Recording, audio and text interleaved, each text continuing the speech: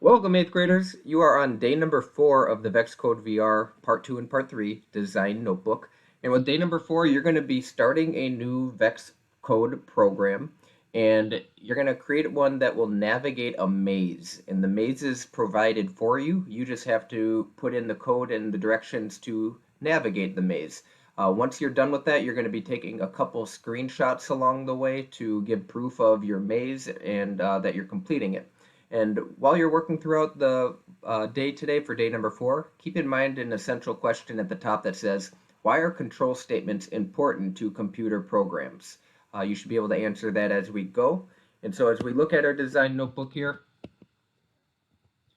you should be at the spot where it says start day number 4.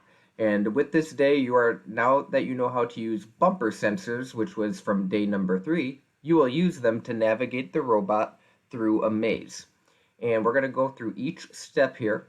The first part, it says start a new VEXcode VR project. So you'll click on that, opening up a new tab. And then it says from the file menu, select new blocks project to start a program. And once you do that, then we're going to go to select playground and choose wall maze. So up here it says playground, click on wall maze. And once it loads, you'll see there is a maze already provided for you, and you can see the starting spot is at the bottom right in the middle here.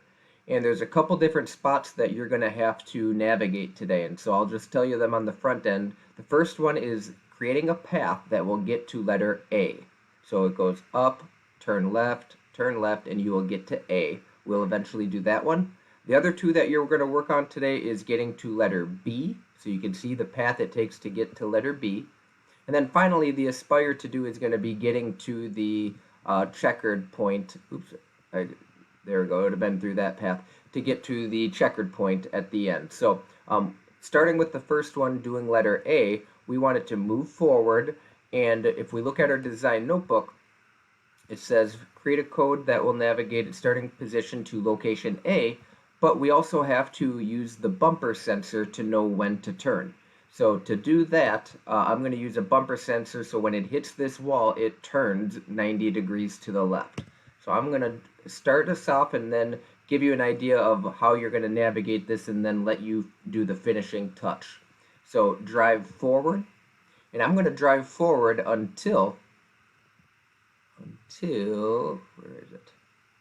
I might have missed it. Wait until, here we go. We're going to do this until the bumper hits the wall. So when you add in wait until, then we go to the sensor and the bumper sensor says left bumper pressed.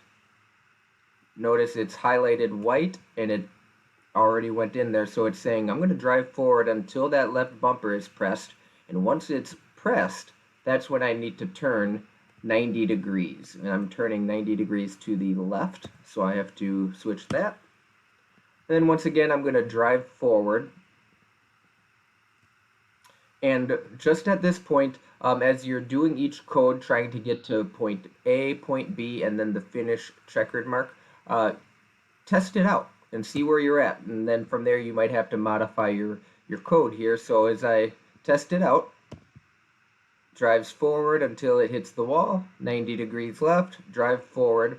So I'm right where I need to be. I just need to finish it so that when it hits the wall, it's going to turn left and reach point A. So I'm going to let you finish that part of adding in the sensor of hitting the wall and then turning left again 90 degrees to drive forward and hit the point A. So that is the step right here. Once you do that, take a screenshot of your code and paste it in right here.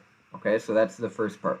And then you're going to name your project Navigating Maze with your initials. And even though you're doing a few different mazes, we're only going to have it saved one time because the next part it says, note, you're going to create a code to navigate different locations in the maze. Instead of saving each one separately, you will detach and move each set of code blocks to the side and label them with a comment.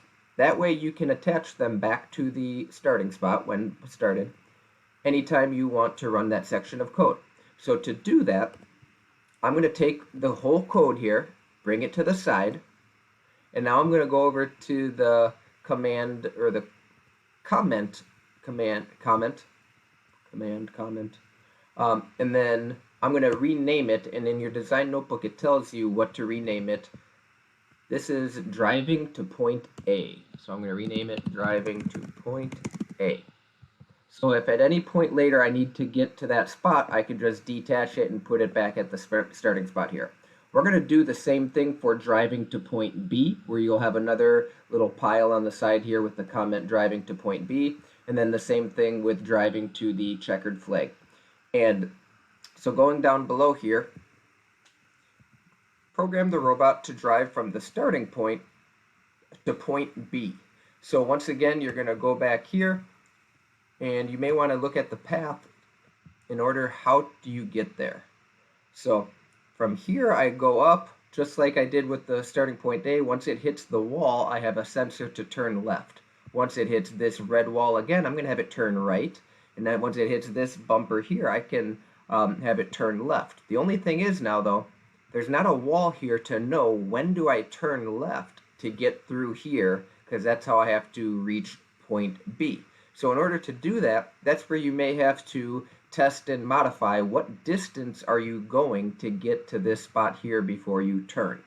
So that's your challenge for today, is navigating the maze where you can reach point B, and you're going to continuously test it, debug it as needed, and then after you're done with that, you're going to detach it from your code here, whatever you have, bring it over here so that you're going to have a pile of code saying driving to point A, and then another one saying driving to point B.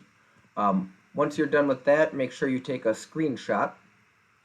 And then lastly, for the Aspire to do, it's going to be program the robot to drive from its starting position to the checkered flag. So that's a challenging one. It may take a while to do, but have some patience, test it, and even though it's not going to work the first time, probably won't the second time, just keep on modifying it until you get it to the checkered flag, and make sure you do the following. Include comments to explain code blocks as needed, use the bumper sensors to detect the wall, and then use loops as much as possible so that you're not just repeating the same code over and over and over and over and over and over and over again. So that's it for today. Take a screenshot and make sure you write in your daily summary of what did you learn today and what did you complete for day number 4.